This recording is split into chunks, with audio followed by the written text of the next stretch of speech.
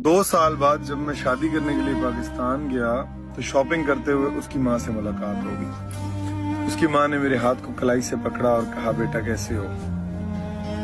मेरी बेटी तुम्हारा नाम लेते लेते अपनी जिंदगी के तमाम सफरों से गुजर रही है।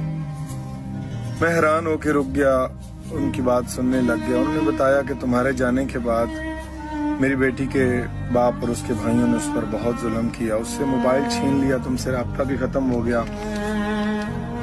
और उसके बाद उन्होंने उस पर बहुत जुल्म किया, उसे घर में कैद कर दिया। जो मेरे खामंद है उन्होंने मेरी बेटी को खुदकुशी की धमकी दी। मेरी बेटी अपने बाप की मौत न देख सकती थी, इसलिए शादी के लिए मादा हो गई और उसकी शादी एक शख्स से करवा दी गई। कुछ वक्त गुजरता गया, मेरी बेटी एक जिंदा लाश बनकर रह गई।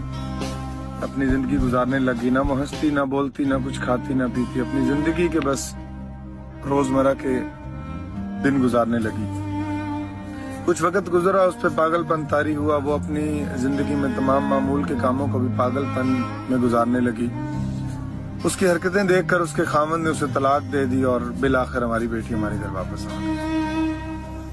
वापस आने के बाद जब हमने देखा कि उसकी हरकतें बढ़ती गई और हमने उसका इलाज करवाया, बहुत ज्यादा इलाज करवाने के बाद भी उसकी सेहत में बेहतरी ना आई। हम उसे पागल खाने नहीं छोड़ सकते थे, हमें वो अपने दिल से भी ज्यादा, अपनी जान से भी ज्यादा अजीज थी।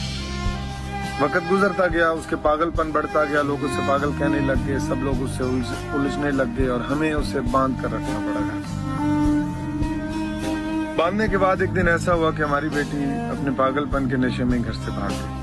हमने उसे बहुत तलाश किया, मगर वो तुम्हारा नाम लेती रही।